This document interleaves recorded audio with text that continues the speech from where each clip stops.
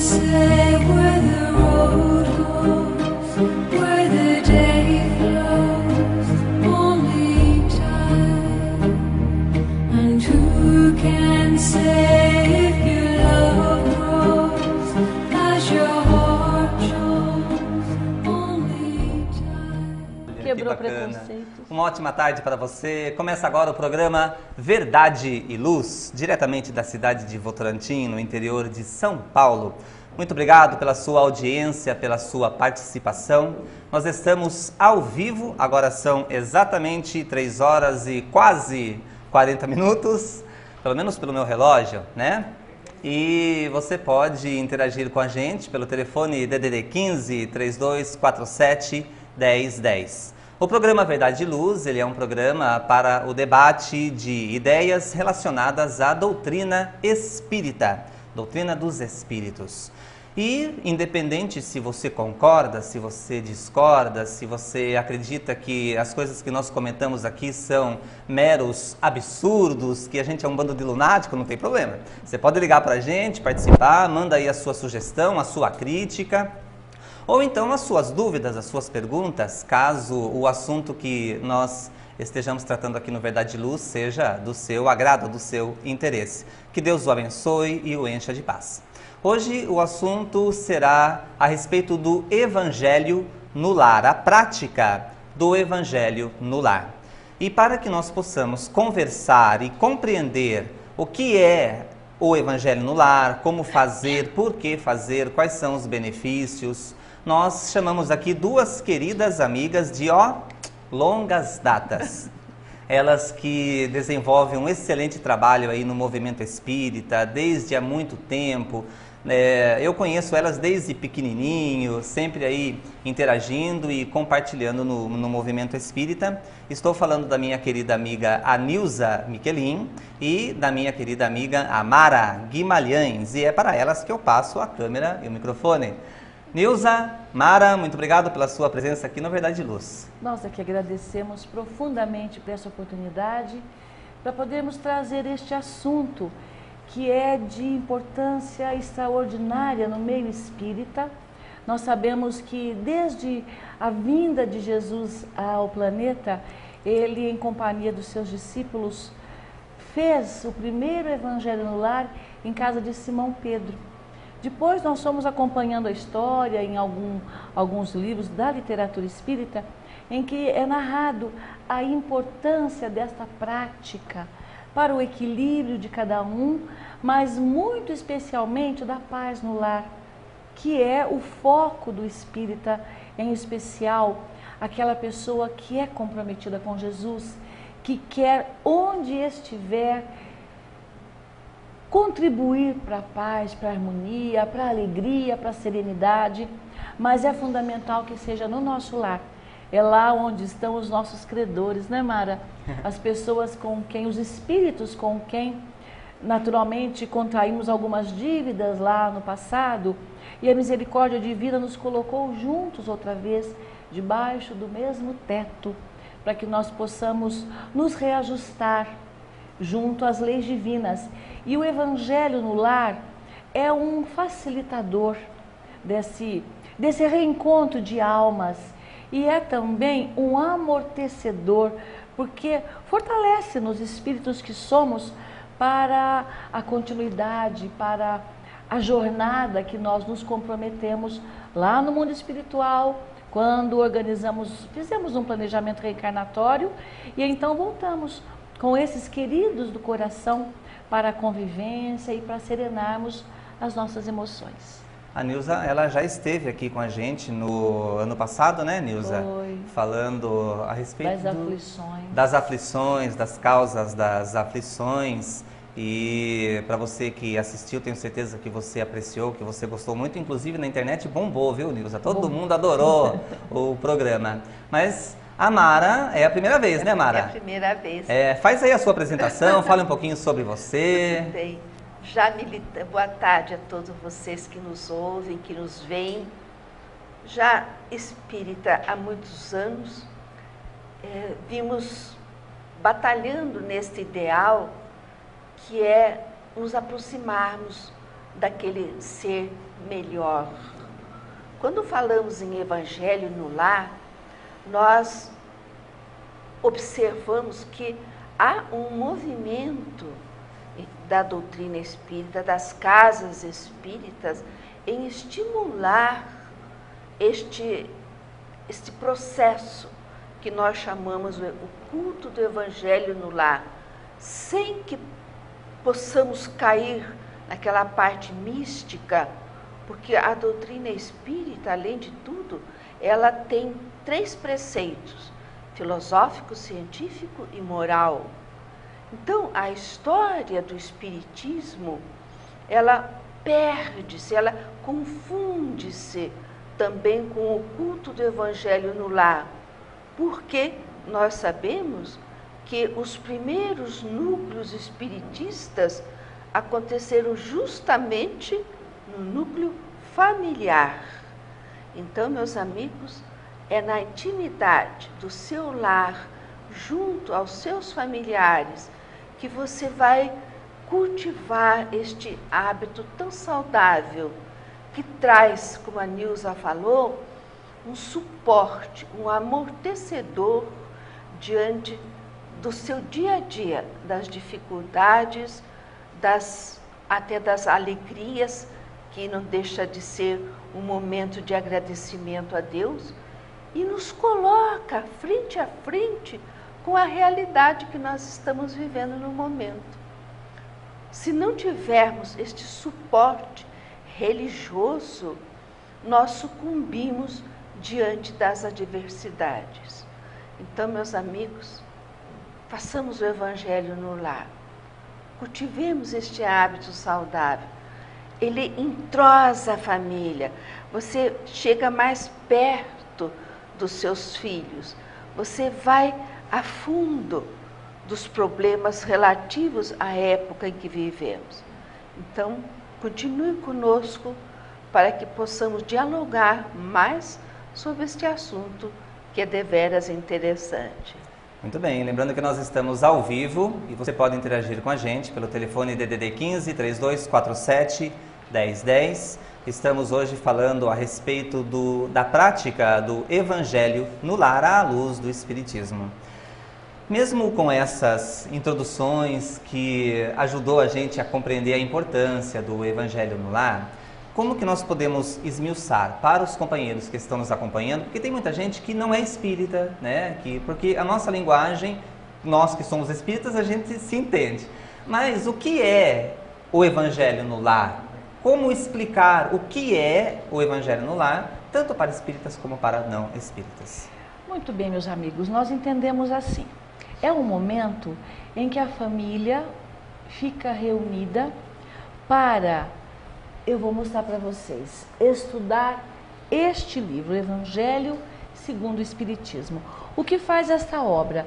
Kardec, assessorado por aproximadamente 94 espíritos de escola, organizaram juntos a doutrina dos espíritos, e entre eles o livro Evangelho segundo o Espiritismo, onde nós encontramos ali o véu levantado. Tudo o que Jesus dizia em forma de parábolas, hoje ele traz, através do Evangelho, explicações, trazendo para a nossa realidade, para a nossa vida, lições, por exemplo, a respeito de orgulho, de egoísmo, de humildade, que o espírita comprometido com Jesus, ao longo da vida, vai colocando em prática. E enquanto isso, vai acalmando o próprio coração e aprendendo a ter uma vida de relação muito mais serena, muito mais tranquila.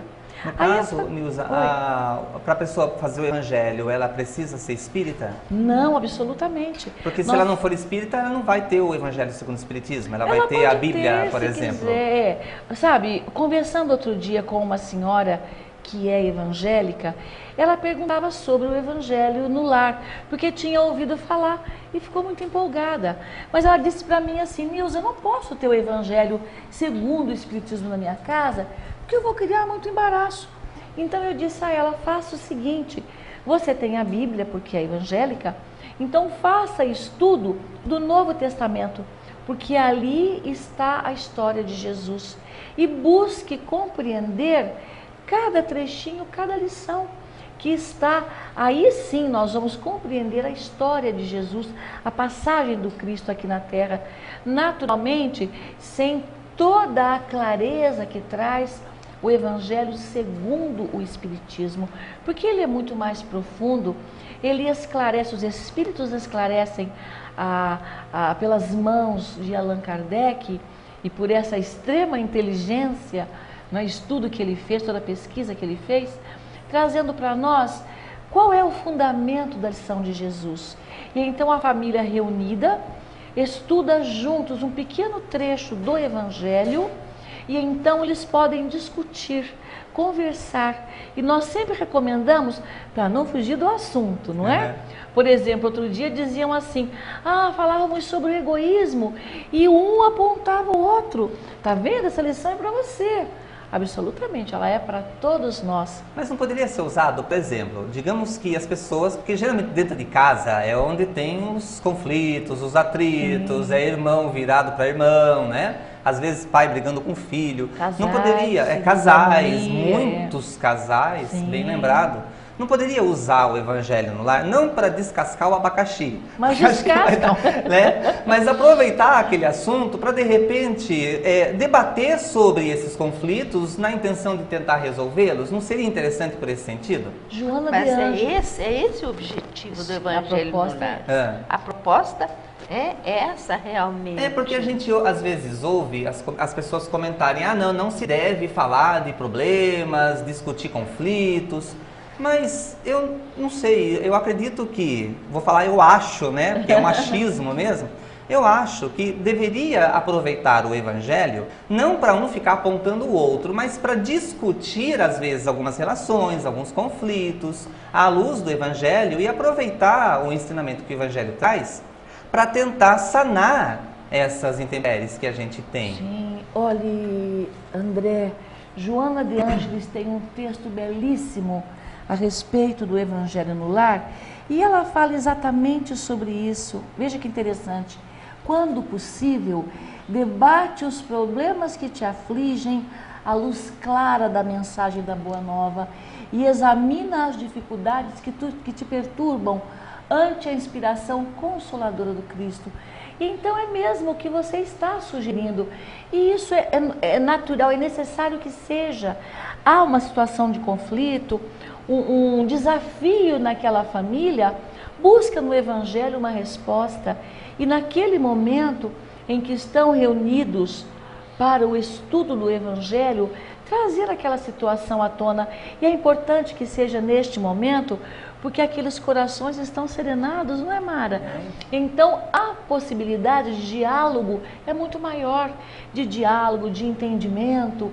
E é claro que enquanto a família está reunida sob o amparo de Jesus, a espiritualidade comprometida com aquela família está por perto, orientando pensamentos, serenando os corações, para que a conversa possa ser voltada mesmo para a paz naquele lar. Eu entendo, Mara, eu creio que também essa é a proposta. Nós conseguimos trazer para o nosso lar, para a nossa vida, as alegrias da Boa Nova, né?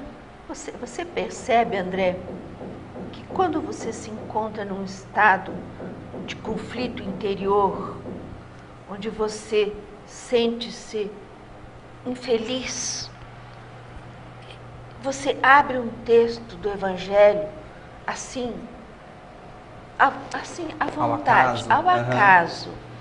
E aquele texto, aparentemente ao acaso, vai responder às suas angústias íntimas. Você sente um bem-estar assim agradável, como se uma voz ouvisse, sentisse o seu drama e vem a resposta. Então o Evangelho, além de ser um sanador, um resultante das nossas angústias, ele também é o amigo, é o parceiro que você de noite tem à sua cabeceira, Porque nós temos um dia conflitante. Você está correndo o dia inteiro. Quando nós nos deitamos, é a hora que você tem aquele momentinho com Deus. Então, você abre o Evangelho ao acaso, lê e medita. Faz um apanhado do que foi o seu dia. Vê onde você errou, você acertou, onde você pode melhorar aquele seu programa de vida. Então, o Evangelho é o confidente, é o amigo. Ele supre aquele com quem você confidencia, é aquele que atende às suas necessidades. É um consolador por É o excelência. consolador prometido. Com certeza. E quem inventou o Evangelho no lar? A prática? Jesus. Foi Jesus que Jesus. trouxe essa prática em casa de Simão Pedro. Quem quiser ver essa história, está no livro Jesus no Lar, de Neio Lúcio. É lindo, ele reuniu os discípulos e foram até a casa de Simão Pedro. E ali ele então começa a falar de Deus. E claro, com o seu magnetismo, ele envolveu a todos. Conseguiu trazer a sogra de Pedro para aquele encontro, não é? As pessoas que estavam ali, e todos conversavam alegremente sobre as lições de amor que Jesus trazia para todos naquela época. Depois que Jesus voltou para o mundo espiritual, Pedro abriu a Casa do Caminho. E ele sofreu muito quando negou Jesus por 3 vezes, chorou uma noite inteira, mas ele amava profundamente Jesus. E então ele sai da sua dor e decide dar de si mesmo, que é o trabalho. Então ele funda a Casa do Caminho e tem vários companheiros ali. Eles decidem continuar o que outras religiões chamam de pregação, não é? E saem então em pequenos grupos para as aldeias, caminhavam longamente para alcançar as cidades por ali, os lugarejos, e levavam os pergaminhos. E então eles buscavam as famílias para levar as Sagradas Escrituras e então trazer a Boa Nova, não é? Para aquelas pessoas simples que o rodeavam. E aí nós temos até hoje, não é? E esperamos que seja sempre assim, porque é uma bênção essa prática. No livro O Evangelho no Lar, à Luz do Espiritismo, de Maria Compre, tem várias citações. Ela conta então uma história de Paulo, porque depois que Paulo encontrou Jesus ali na curva de Damasco, ele passa a essa adoração, a este amor profundo, e então ele sai com Barnabé para essas visitas e para levar a palavra, as Sagradas Escrituras. E numa dessas viagens, eles foram assaltados. Já tinham tão pouco, não é? Porque não tinham realmente quase nada. E aí, eles estavam assim numa gruta. E foram então envolvidos por salteadores, levaram tudo. E aí, Barnabé percebe que as Sagradas Escrituras ficaram ali, os pergaminhos. E ele diz para Paulo: Paulo, não levaram o que temos de mais precioso, que são as Escrituras, que eles precisavam para continuar o trabalho de divulgação da doutrina dos Espíritos. Então essa prática, na verdade, ela vem desde a época do Cristo, Jesus. Não foi inventado pelo Espiritismo ou por uma outra doutrina específica. Eu acho que ela foi formatada, vamos dizer assim, pela Federação Espírita Brasileira, porque nós conhecemos vários grupos também da Federação Espírita do Estado de São Paulo, em que eles têm um departamento, é tão importante essa prática, que eles têm um departamento especializado no Evangelho no Lar. Então são equipes que, quando convidados, isso tem que ser muito claro, por algumas famílias, eles vão até lá e ensinam como é que deve ser conduzida essa prática do Evangelho no Lar. E nós sabemos de muitas pessoas que vêm trazer suas experiências da vida antes e depois É isso que eu ia da perguntar, prática né? do Dos Evangelho no lar. benefícios, o que ele pode fazer pela Imensos, pessoa. Você sabe que o culto do Evangelho no lar teve a sua difusão aumentada nos anos 40, 50 e 60. E foi através da mediunidade de Chico Xavier que André Luiz e Emmanuel estimularam esse hábito, essa reunião do Evangelho no lar. Então foi a partir dessa época que houve realmente um avanço para que o Evangelho ganhasse espaço e passasse a ser um hábito saudável naqueles que praticavam a doutrina dos Espíritos. No livro Os Mensageiros, de André Luiz, que é o segundo livro da série de romances, ele conta ali a história de Isabel e Isidoro. Era um casal e Isidoro desencarna. Deixou a esposa com 3 filhinhas e 1 filho. E então nós temos toda a narrativa de André Luiz, que depois de muito trabalho com Aniceto, é esse mesmo espírito orientador, Aniceto, eles são convidados por ele para um momento de reconforto. E então Aniceto convida aquela caravana para um momento de refazimento aqui no planeta Terra, aqui na crosta.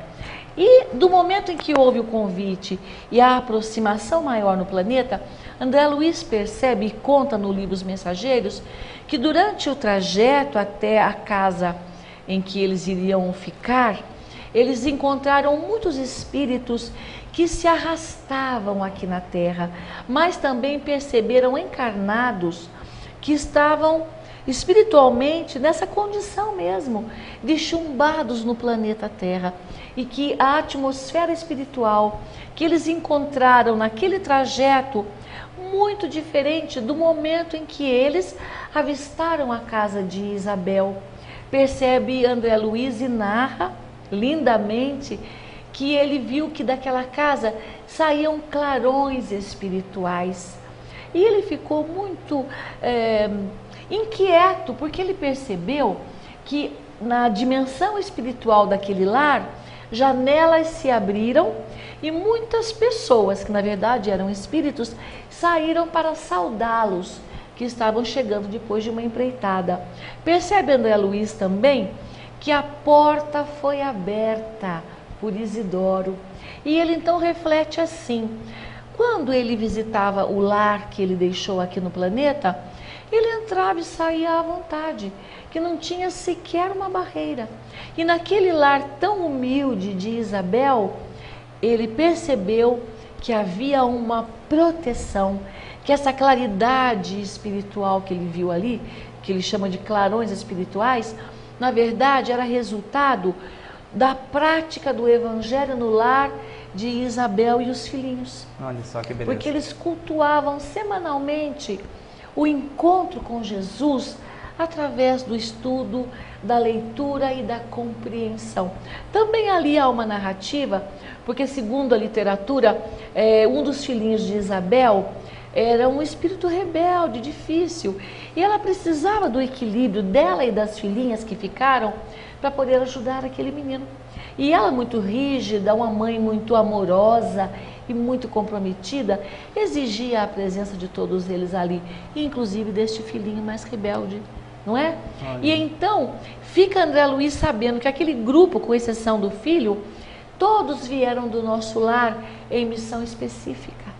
E que aquela casa, sustentada pelo amor de Isabel e dos filhinhos, era, na verdade, um posto avançado do nosso lar. Nosso lar, a colônia. A colônia, do Chico nosso Xavier. lar, sim, sem dúvida. E então era um lugar de encontro de almas.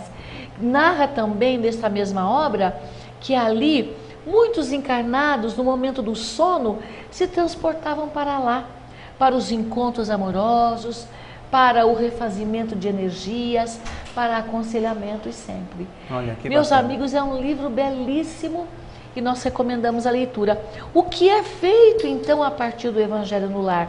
uma barreira de luz protegendo aquele grupo familiar. Muito bem.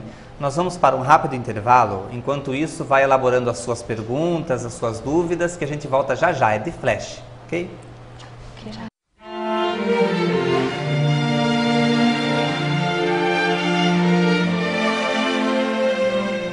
Estamos de volta com o programa Verdade e Luz, diretamente da cidade de Sorocaba, interior de São Paulo, falando hoje a respeito da prática do Evangelho no lar, à luz do Espiritismo. Um abraço para o meu querido amigo José Carlos Costa. Saudade de você, hein, José? Você sumiu lá do Batuíra.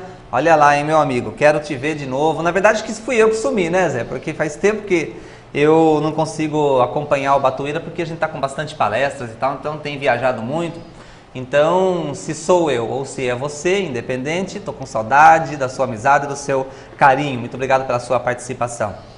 Faça você também, como o nosso querido amigo José, ligue para a gente, participe, mande as suas dúvidas, a sua crítica, a sua sugestão, a fim de que a gente consiga enriquecer e dinamizar aqui o conteúdo do Verdade e Luz. Lembrando que agora o Verdade e Luz, como você está vendo, é toda quinta-feira e nós temos 1h30 de duração. Então, nós vamos até às 5 horas da tarde, dá tempo de você programar aí as suas dúvidas, as suas questões.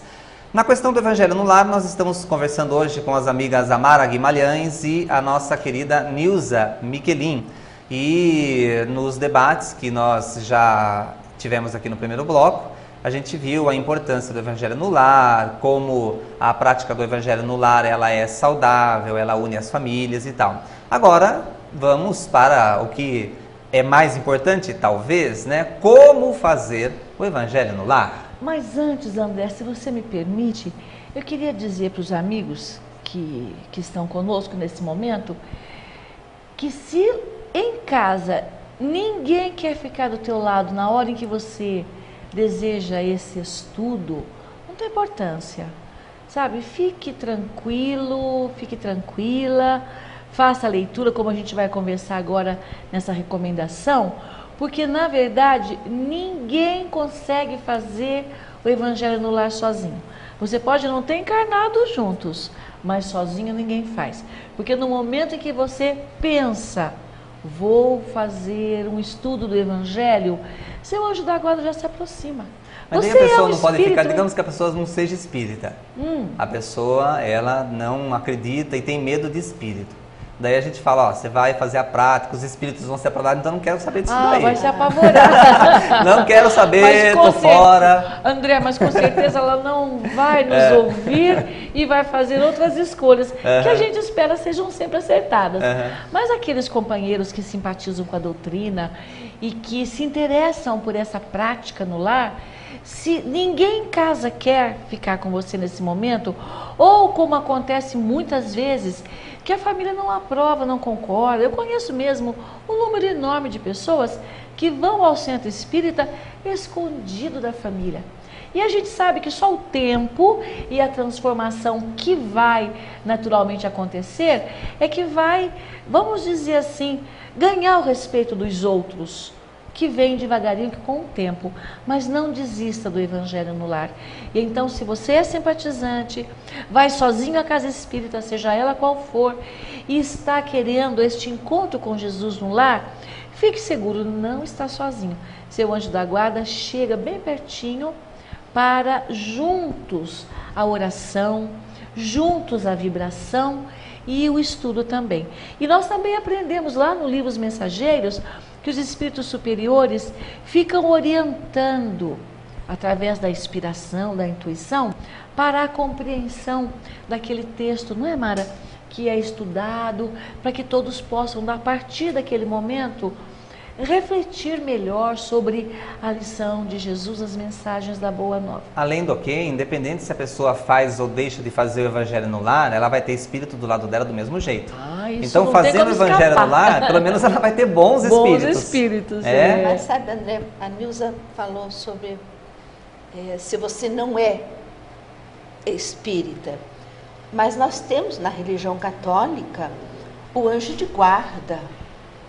Claro. Né? Então, quando nós falamos da aproximação de um espírito de luz, nós nos referimos também, muda só o nome, anjo de guarda, mentor, Anjo guardião. anjo guardião, mas ele é sempre aquele que nos acompanha.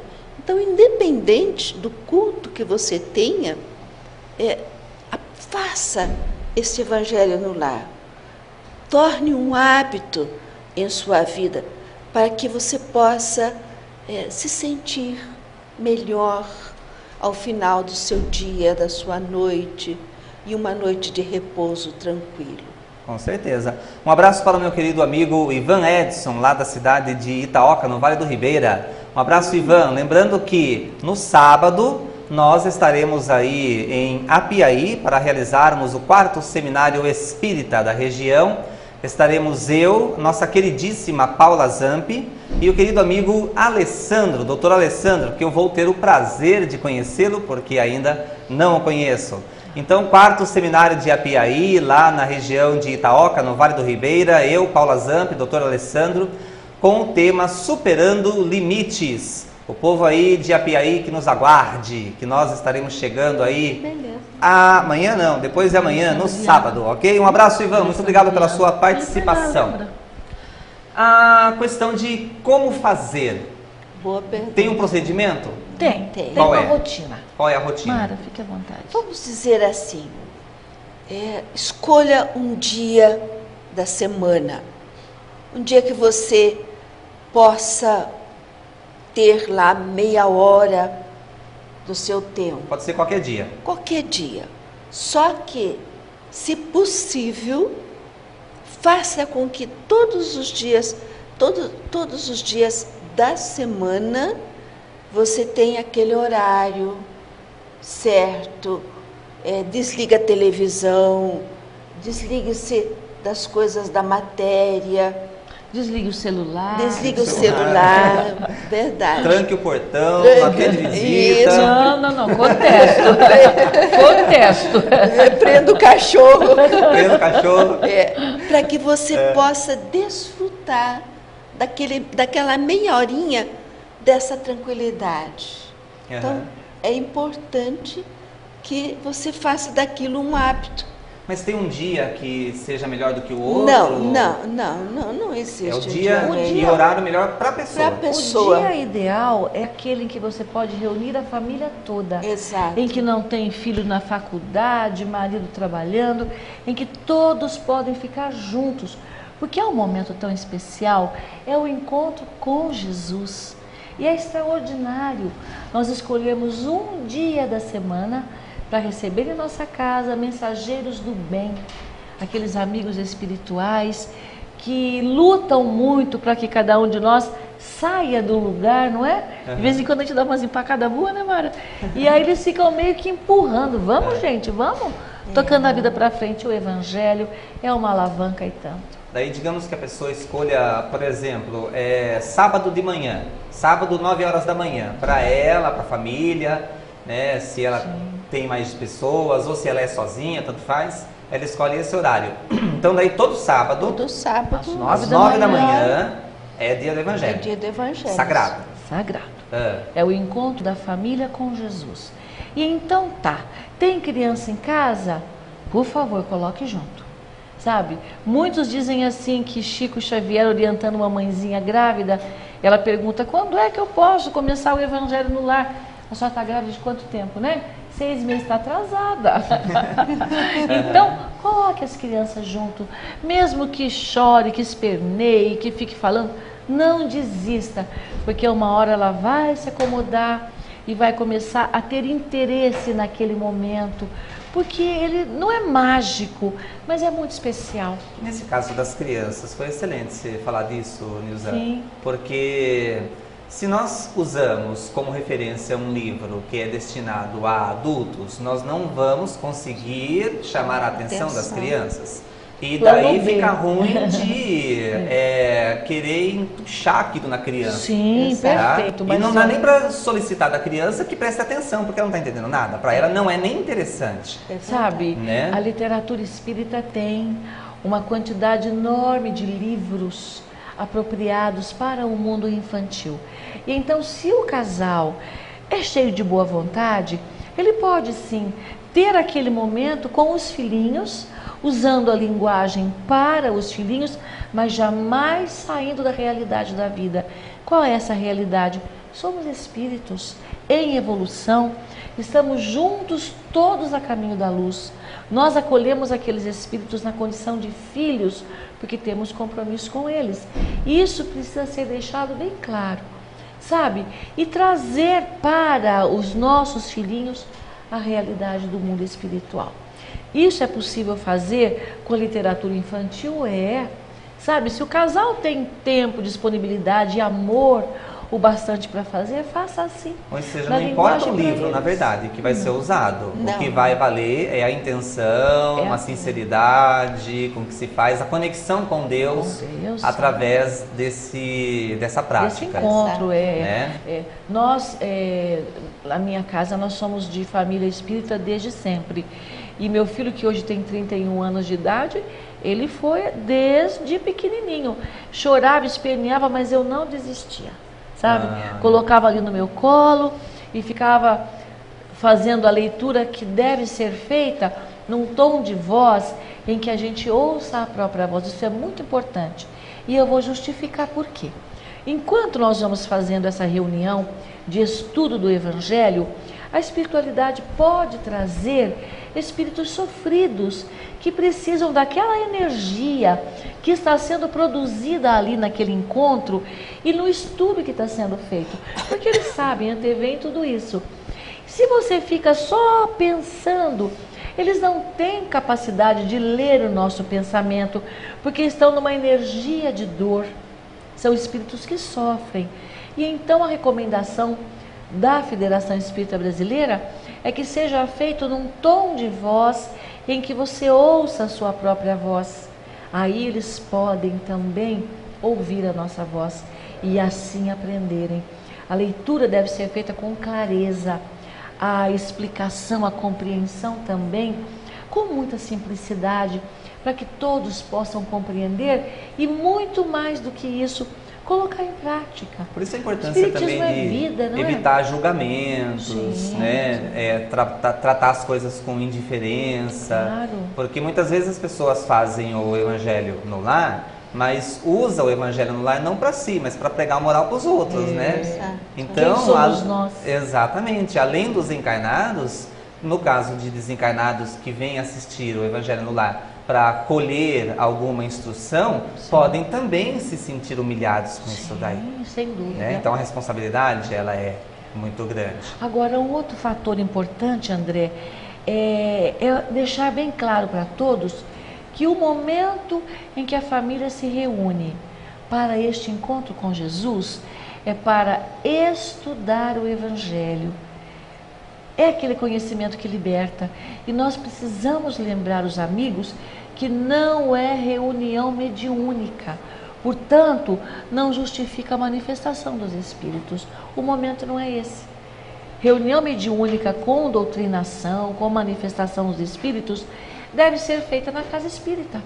Nós costumamos dizer assim, tentando explicar, uma cirurgia é feita onde? No centro cirúrgico, onde todos os equipamentos estão preparados para aquela ação que salva uma vida. Sim. Evangelho no lar é também uma ação, uma atitude que ajuda, mas não a doutrinação ou a manifestação dos espíritos. É lá na casa espírita, onde há toda uma equipe de espíritos preparados para aquele trabalho, para o consolo daquele espírito. Tem toda uma segurança do mundo espiritual e mediúnica também, que protege o médium. Então, em casa não é o momento de comunicação, de psicografia, nada disso. É hora de estudar o Evangelho, de vestir a carapuça, se for o caso, né? E, e prosseguir confiante. E no caso, digamos assim, uma dúvida que já me foi exposta. Um grupo familiar, ele faz o evangelho já há vários anos, é um grupo em harmonia, uma casa em harmonia, e sabemos que nesse momento os bons espíritos, familiares, amigos, eles estão sempre juntos ali, participando, interagindo. Digamos que nestas condições, um espírito bom, um amigo, um familiar, ele gostaria de dar uma comunicação para orientar, para ter a sua parte, não para doutrinar nada, mas para participar, orientar, trazer uma instrução. Isso também seria incoerente? Recomendável, André. Não é recomendável, porque Mas é um momento de estudo. Na Nós época de sabemos Allan que há. Kardec, na época de Allan Kardec, por exemplo, porque centro espírita não é sinal de segurança, tanto é que tem centros espíritas que são completamente desequilibrados.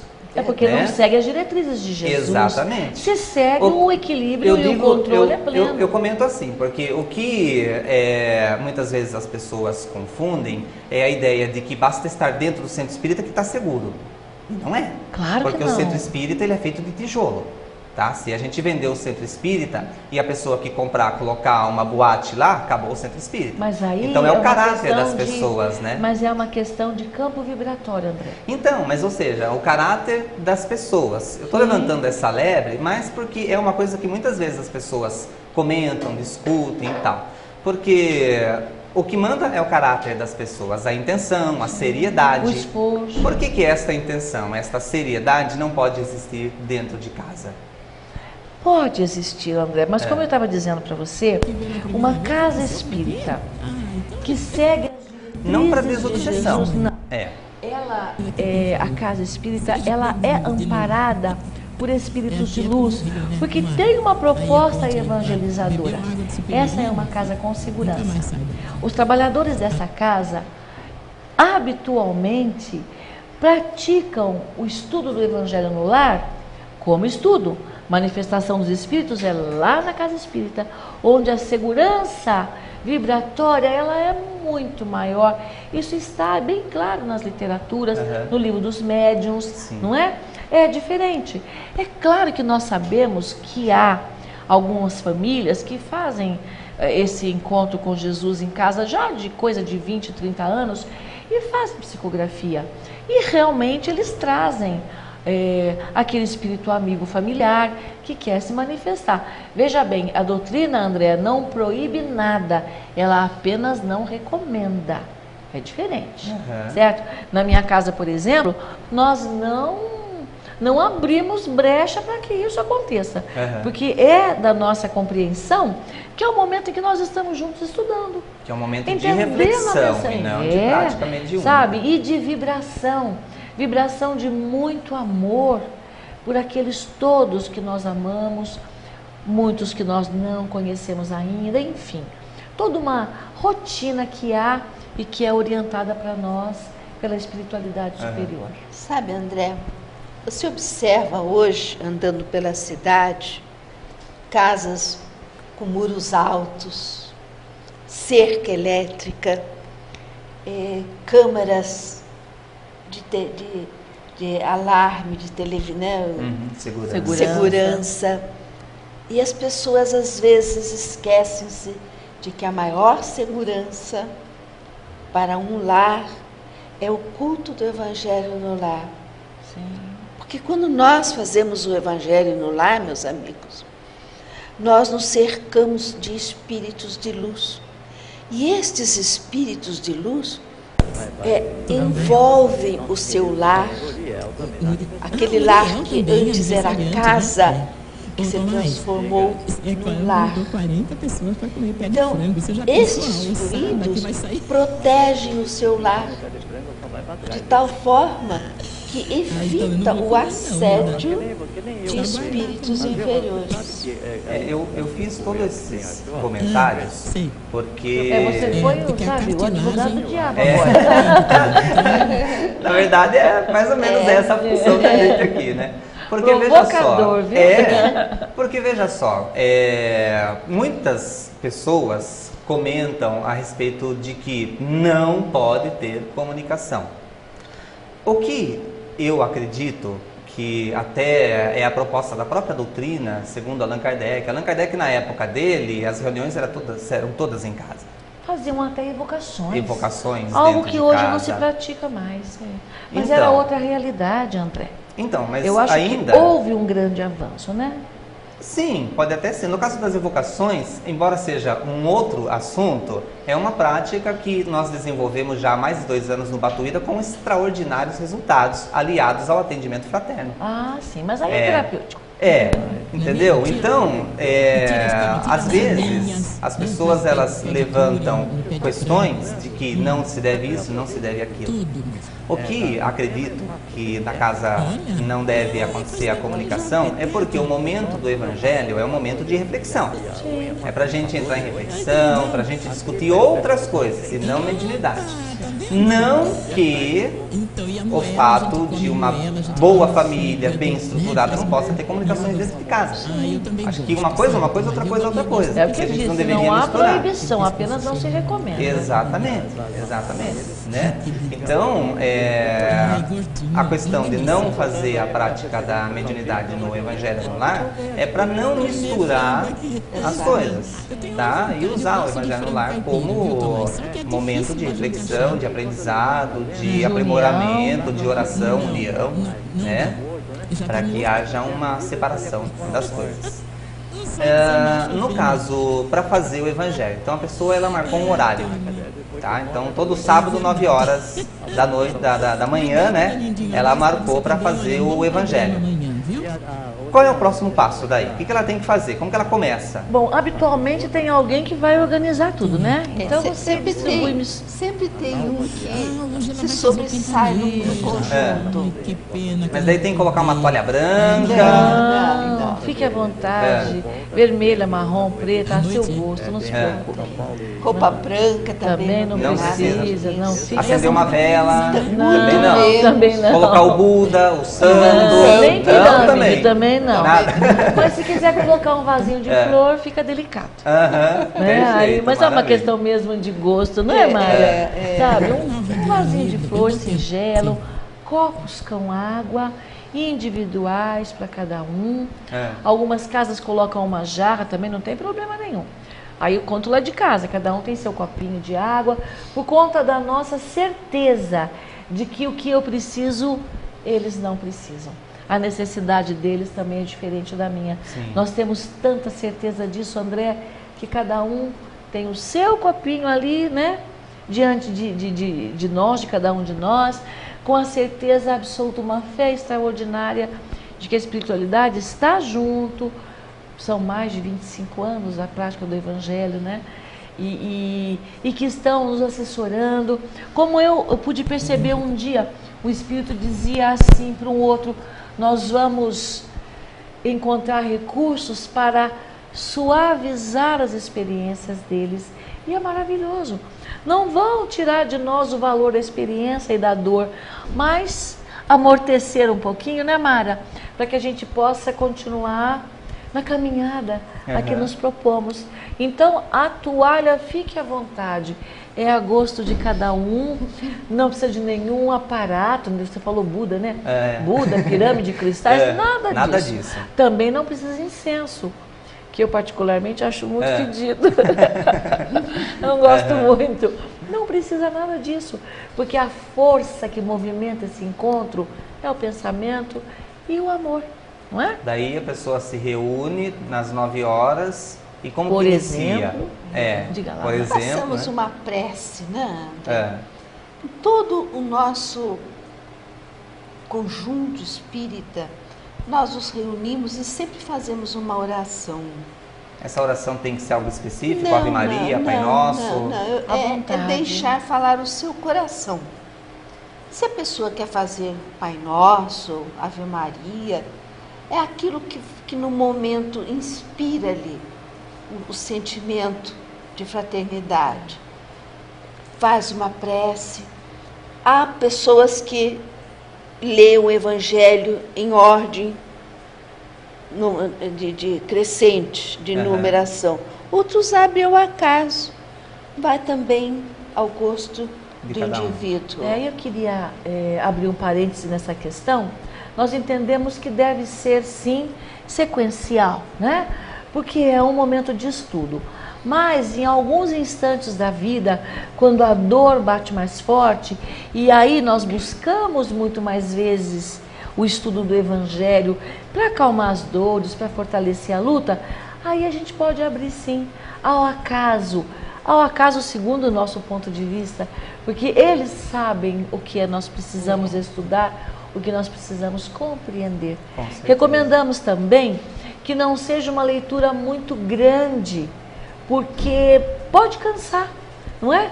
De repente, 2 linhas é o bastante para abrir um debate em família, para esclarecer, para entender. Mesmo porque às vezes a pessoa não tem facilidade para leitura, né? Também, dependendo de quem lê. Tem pessoas que têm dificuldade também de falar, de se expressar. Sentem assim meio que inibidos. Mesmo em família. Mesmo em família. É importante até, se houver um grupo, que cada um assuma aquilo que tem mais facilidade, né? Aquele que tem mais facilidade para ler. Para que seja um momento prazeroso. Isso, né? Exato. Sabe, sobre a questão de horário, por que é tão importante? E então nós aprendemos também com a doutrina que ao longo do tempo em que você sistematicamente reúne a família para o estudo do Evangelho, vai trazendo para aquele grupo espíritos que passam a confiar naquele grupo familiar. E eles são pontuais. Você combina, sábado, 9 da manhã, olha, eu penso que 5 para as 9 eles estão chegando. Eles estão chegando, nós marcamos um encontro com eles. E aí eles aparecem e a gente não. Estamos lá distraídos com alguma outra coisa fora de casa, ou distraídos com uma discussão, não é? Com alguma bobagem de televisão. E se de repente a gente marca o Evangelho e tem o hábito de fazer no mesmo horário, e num determinado dia acontece um inconveniente e a gente chega meia hora atrasado. Daí os espíritos foram tudo embora e a gente ficou sozinho fazendo o Evangelho. Eu penso que cada caso é uma história. Se a ausência daquele momento foi realmente importante para aquelas pessoas, é claro que eles não vão nos abandonar de jeito nenhum. Agora, se foi porque você foi, não é? Deu uma saidinha, chegou tarde, passou a noite na folia, ou está com muita preguiça, então, bom, eles não têm compromisso. Espíritos têm muito o que fazer. Como diz o Cristo, não jogue pérolas aos corpos. Sabe, não, André, o importante na leitura do Evangelho, em família, é que nós demos a oportunidade às pessoas presentes de fazer a sua interpretação conforme o seu entendimento. Porque cada um de nós está num patamar de inteligência. Então, para você, o Evangelho pode abrir um leque de opções. Para o outro, ele entende um pouquinho menos. Então, a leitura do Evangelho abre espaço a que as pessoas entendam conforme a capacidade que eles têm. E podem aprender muito mais enquanto isso. Sem dúvida. Não é? Aquele que sabe mais traz um esclarecimento. Perfeitamente. Não é? Traz uma ideia mais profunda que pode ajudar o outro que sabe um pouco menos na reflexão. Com certeza. Gosto muito de fazer o Evangelho no meio de jovens, porque eles têm uma sabedoria tão grande. Você ouve o ponto de vista de um, dali a pouco é o outro que vem dizer alguma coisa. Porque quando meu filho era jovenzinho, ele levava os amigos em casa. E era quarta-feira, 13h. Ele vinha com os colegas da escola para almoçarem com a gente em casa. E aí vamos fazer o Evangelho, a molecada toda em volta, sabe? E participavam com uma alegria tão grande. Nós tínhamos até um menininho que frequentava a nossa casa. Ele frequentava a igreja messiânica, que tem muito de espiritualidade. E ele encontrou ali naquele nosso encontro, sabe, nenhuma novidade. Ele achou tudo muito bonito, muito gostoso. E ele vinha com muito prazer para a nossa casa quarta-feira, para o almoço e o Evangelho em seguida. E aí você ouvia aqueles menininhos de 10, 12 anos com muita sabedoria. Os jovens de hoje são fantásticos, sabem muito e nos ajudam muito. Nós vamos para um rápido intervalo e a gente volta já já com o programa Verdade e Luz. Até lá.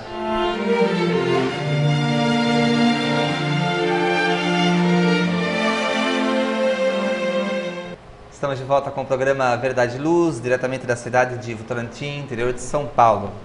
Nós estamos percebendo que você não está participando muito, hein? Olha lá, vou dar uma puxada na sua orelha e vai ficar do tamanho da minha, hein? Faça favor, vai ligando e vai interagindo, mandando aí as suas perguntas, ou pelo menos o seu abraço. Vai, manda um abraço pra gente, porque a gente está se sentindo aqui sozinho, solitário, faltando a sua presença, a sua participação. Estamos hoje falando a respeito de Evangelho no Lar, a prática do Evangelho no Lar, e como é importante praticar o Evangelho no Lar. No bloco anterior, né, Nilza, Mara, nós estávamos falando sobre como fazer. Então nós já vimos que tem que ter um dia e horário específico, por exemplo, sábado 9 horas da manhã, que a gente está usando o exemplo aqui, né? Você faz no horário que você quiser, se é terça-feira 8 horas da noite, segunda-feira 9 horas da manhã, o horário que ficar melhor para você. Inicia com uma oração. Essa oração, ela pode ser qualquer oração, desde que seja sincera do fundo do coração. Não adianta rezar só com palavras e no coração não ter nada, que palavra não adianta para nada. Deus, ele vê o coração da gente, o fundo, o sentido, a profundidade, não as palavras. E depois disso, onde que a gente parou?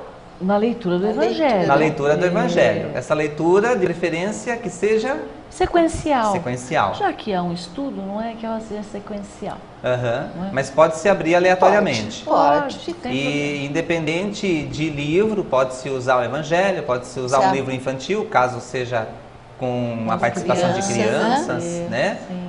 Mas a Bíblia, desde que tenha um fundo moral, que possa trazer reflexões a respeito da nossa conexão com Deus e com o próximo. Perfeito. Tá? A finalidade seria esta. Emmanuel tem uma linha de mensagens, que são aqueles livros Vinha de Luz, Fonte Viva, Pão Nosso, Caminho, Verdade e Vida, que tem pequenas lições que também ajudam muito nesse estudo, nessa reflexão.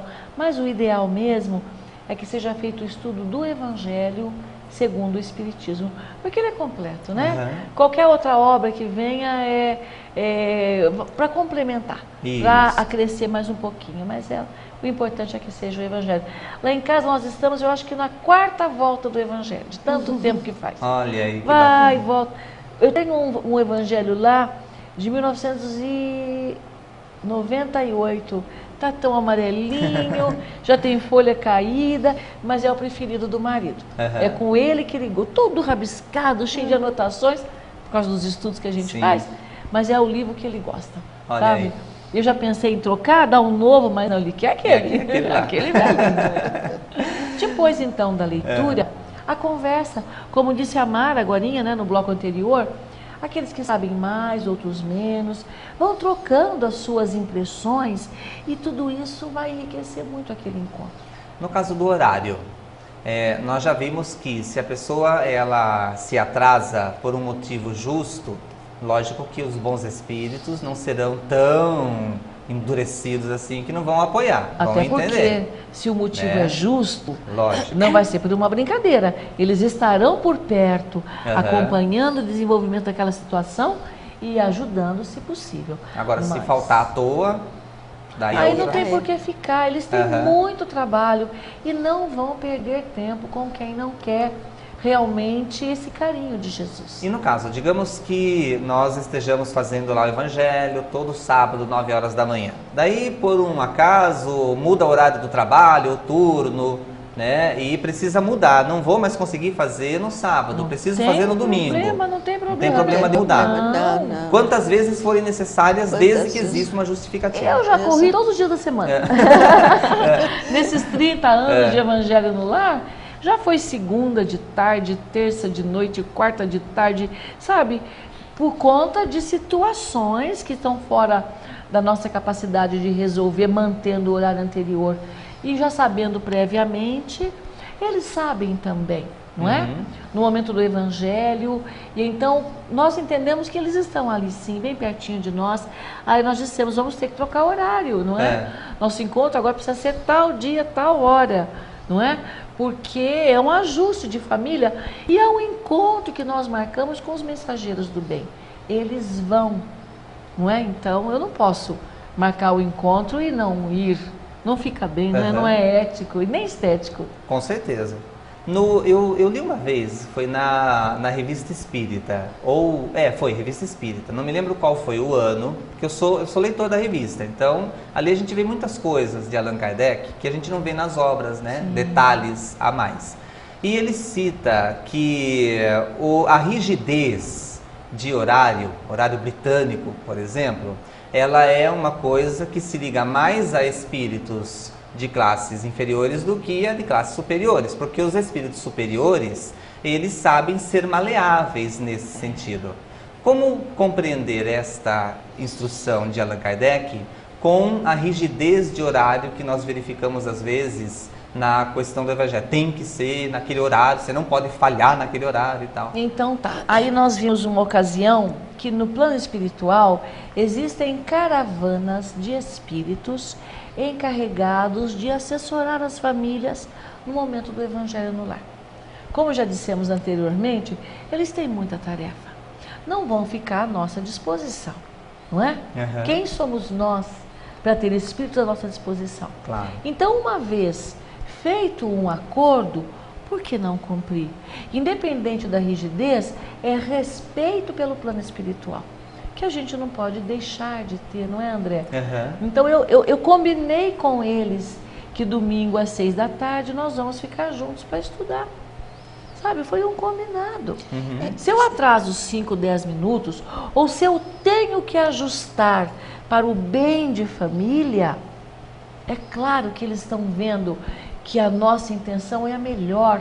Então há uma compreensão e, distante da rigidez, nós entendemos como respeito aos amigos espirituais. Ou seja, o que deve se evitar é a leviandade. É lógico, Mas sabe, Nilza e André, essa rigidez que tá se abordando, ela se torna um hábito. Por exemplo, em casa é terça-feira, 8h30. Não se torna uma obrigação. Você instintivamente sabe que aquele horário é sagrado. Você sabe que a espiritualidade vai se fazer presente. Já aconteceu também de pessoas chegarem à minha casa e são convidados a participar do Evangelho. Não se faz aquele, não chegou gente, eu tenho que sair, não. Se precisar sair, há uma elasticidade, mas aquele horário torna-se para você quase que uma falta se você não o produz naquele momento. Fica um hiato, não é, naquele momento. Foi interessante momento. citar na questão das pessoas que chegam. Digamos que chegue na nossa casa um parente que ele é de uma outra religião, que ele não aceita, ele não admite, ele é intransigente. E naturalmente que haverá um bloqueio da parte dele, e até da parte nossa. Seria falsidade a gente dizer que não, porque fica aquela coisa, puxa vida, a pessoa não aceita e tal. Como agir nesse sentido? Porque se a gente não vou fazer, de repente a pessoa vai embora, a pessoa faz muito tempo que não vem visitar a gente, então eu não vou ficar. Seria mal educado, seria uma situação estranha. Como fazer nesse caso? Nós já passamos por experiência dessa ordem. E aí eu convidei a visita para aguardar numa saleta. Nós estamos terminando um momento de oração.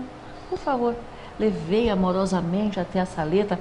Ela tem computador, ficou ali distraído, brincando, enquanto nós outros ficamos finalizando. Se for um grupo, às vezes chega aquela família, chega em bando. Isso nunca aconteceu.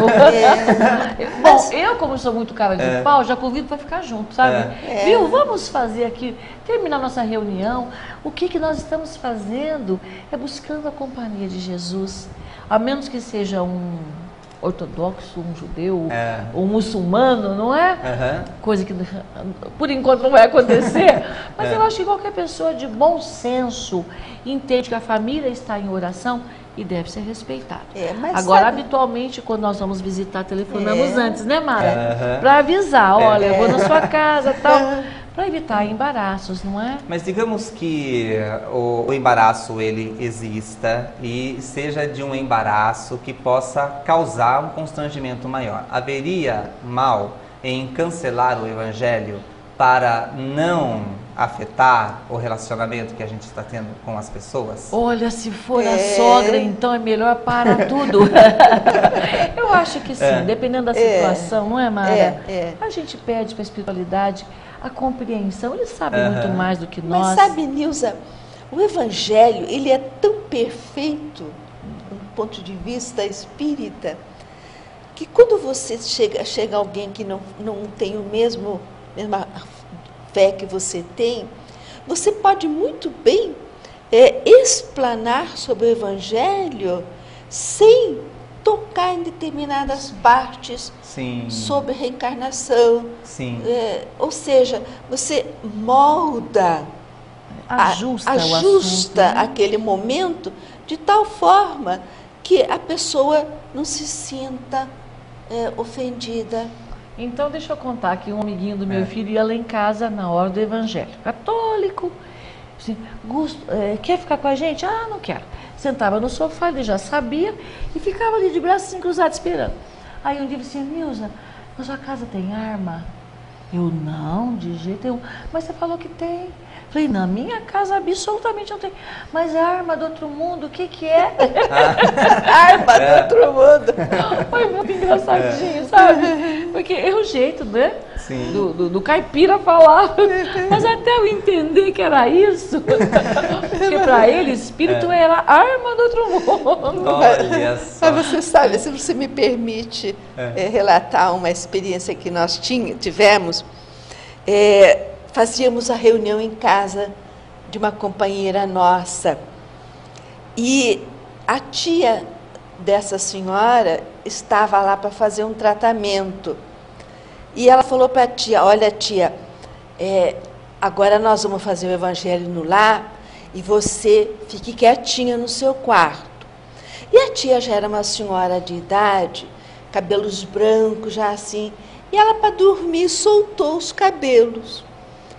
E foi deitar-se. E nós começamos o Evangelho no lar, na casa de Gracinha. Lá pelas tantas, deixa-me acrescentar uma coisa. Dois casais que nunca tinham feito o Evangelho foram convidados para participar do Evangelho, para ver como que se fazia para fazer na casa deles. Ela falou, olha, eu vou apagar a luz, deixou uma luz baixinha, mas é só para ficar relaxada, fica sossegada. E os dois casais com dois olhos, pensando o que poderia acontecer.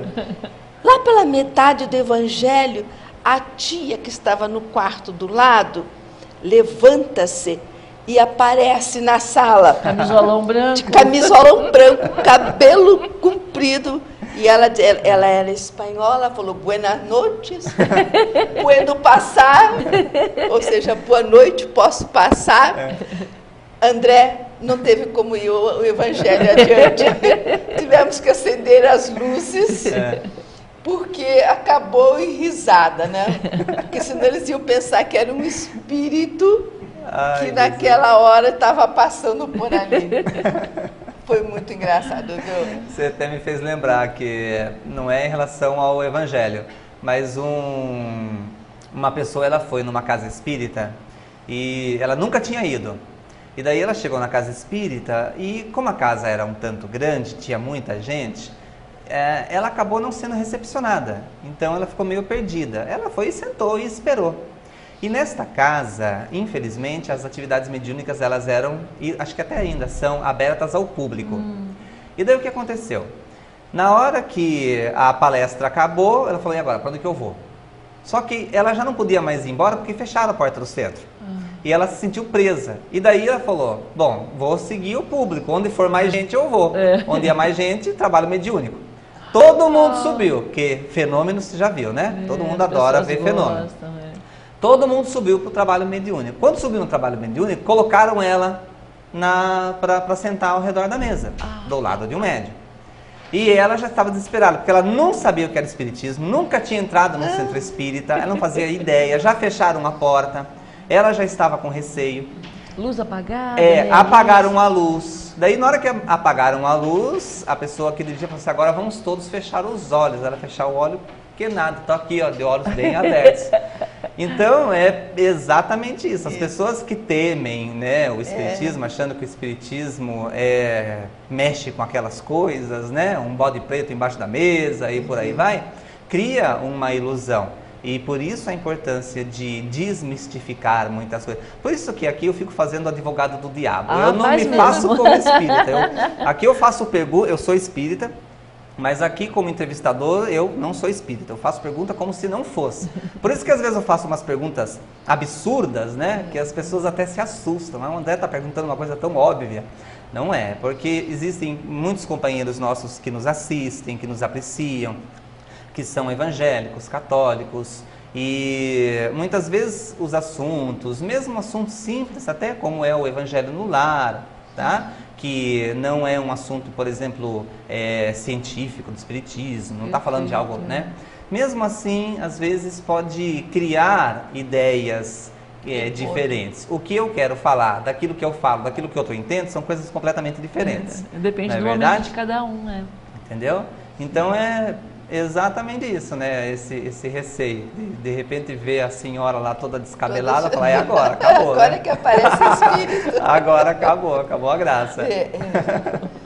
No caso do Evangelho no Lar, então, nós fizemos a leitura, mais ou menos... A prece inicial. Isso, a prece inicial, a leitura, a discussão, né? O debate, um copinho de água para fluidificar. Por que essa água?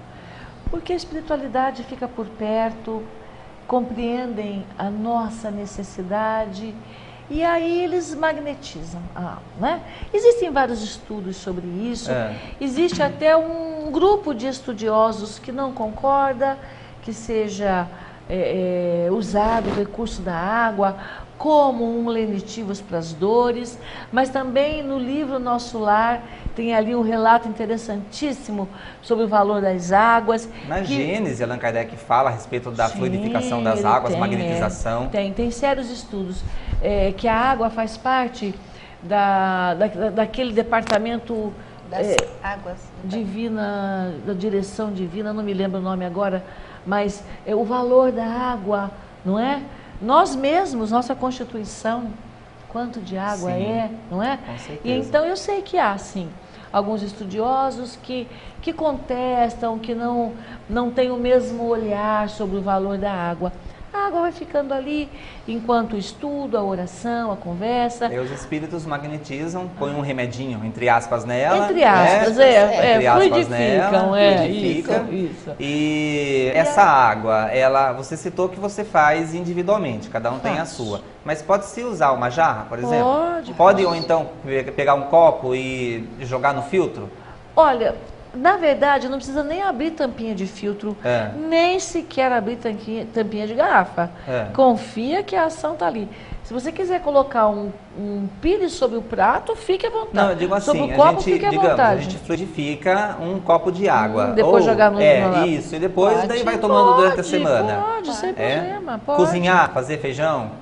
Não, o meu filho ele não toma, se ele souber, digamos, né, a mulher, uma pessoa fala. O meu filho não toma se ele souber, então eu vou jogar no feijão, que daí na hora que ele for comer ele vai de qualquer jeito. Isso pra mim pode é inédito. Pode ser feito isso daí? É inédito. Vou fazer no arroz. Não sei. Eu não sei. Talvez num suco de laranja, né? Um suco de laranja. Você Uma sabe sugestão. que lá no Rio de Janeiro, a nossa dirigente frequentava a casa do Chico, em Uberaba. E um dia ela trouxe para cada um de nós uma garrafa dessas de Pepsi com água. E deu para mim e para cada um. André, você não vai acreditar. A hora que nós abrimos a garrafa, aquela água tinha um cheiro de rosas. Diz que tudo que o Chico tocava cheirava a rosa. E eu tive essa prova. Olha aí. Que coisa fantástica, aquela água no recipiente cheirando rosa. Então, eu coloquei um copo dessa água no filtro. Por que não? Mas falando nisso, lembram do menininho que é da igreja messiânica que ficava na minha casa? Foram anos assim. ele tinha um processo de asma muito sério. E um dos dias ele foi na nossa casa muito adoentado. E aí nós almoçamos e o evangelho, vamos lá. Sentou o amiguinho, o Rodrigo, nós todos ali e o copo d'água. De repente, todos nós sentimos que o ambiente na nossa casa trazia as essências de um ambiente hospitalar. Era muito forte. Tanto que ele dizia, nossa, mãe, você mexeu no éter? Não tinha saído da mesa, nem tem éter na minha casa. E o menino falou, nossa, Nilza, olha, fazíamos assim. Então, e cheirava muito forte. Quando ele tomou a água, ele falava assim, nossa, tá com gosto de melhoral. Que era aquele comprimido muito comum, sabe? Ele sentiu o gosto do melhoral na água. Então os espíritos, eles podem colocar elementos. Agiram. Daí vem uma pergunta. Olha eu de novo, Olha no lá, advogado vem do ele. diabo aqui, hein? Daí vem uma pergunta. Se os bons espíritos, eles podem colocar bons elementos nas águas, os maus espíritos poderiam colocar um veneno, por exemplo? De jeito algum. A interferência dos maus espíritos é sobre o nosso pensamento. Se eles agissem sobre a natureza, seria o caos, não é verdade? Então Deus, ele não permite nesse caso. Absolutamente. Ainda bem, graças a Eles Deus. não têm competência Ainda bem, para né? isso. Ainda Eles bem. podem agir sobre o nosso pensamento. É. Até porque nós somos muito desavisados, não é? Sem dúvida. Mas sobre a natureza, não. Há muitos relatos no livro Semeador de Estrelas, em que conta várias passagens da vida de Divaldo, em que ele comenta sobre um espírito que o perseguiu durante 30 anos. E ele sofria profundamente, não é, Mara? A aversão desse espírito. E ele agia assim, mas nunca em qualquer coisa. Ele interferia no pensamento de outro para ofender Divaldo, para agredir Divaldo, não é? Sobre Divaldo, no momento em que ele sai e vai assim para o mar, ele não sabia nadar. O que ele está fazendo ali? Exato. Né? Numa ação hipnótica. Então, há interferência no nosso pensamento, sabemos disso, nas nossas ações, mas nas questões de natureza, absolutamente. Daí Senão, somente os bons espíritos. somente os espíritos de esferas mais elevadas podem interferir, Muito bem. não é? Minhas queridas, Acabou? o programa está chegando ao fim. Está chegando ao fim. Passou tão Então, Prazer. depois do copinho da água, encerra com uma oração. Vibração, não, tem que fazer vibração primeiro. A vibração Rapidinho, pelo explica pra lar, nós. pelos lares, pelo planeta, por pessoas enfermas, por alguma necessidade especial, mas principalmente nos entregarmos nas mãos de Jesus, confiantes, não é?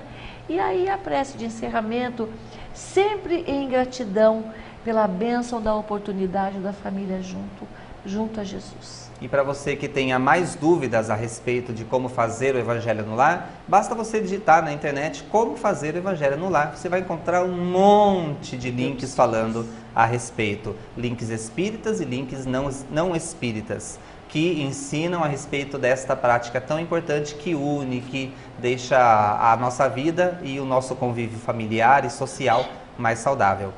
Nilza, Mara, agradeço do fundo do coração a presença, me perdoem as Nós que perguntas agradecemos. audaciosas. Foi maravilhoso. Tá? Absoluto. E espero Foi que a muito gente bom. tenha Foi um prazer. conseguido aproveitar e extrair o máximo dos nossos conhecimentos aqui. Foi um prazer, uma alegria muito grande. Obrigada. E Nós até é a que próxima. agradecemos, né? Muito obrigado. Muito obrigado a você também pela sua paciência, pela sua consideração ao nosso trabalho. Que Deus o ilumine, o abençoe. E até a próxima quinta-feira, se Deus o permitir, às 3h30 da tarde, com o programa Verdade e Luz. Valeu.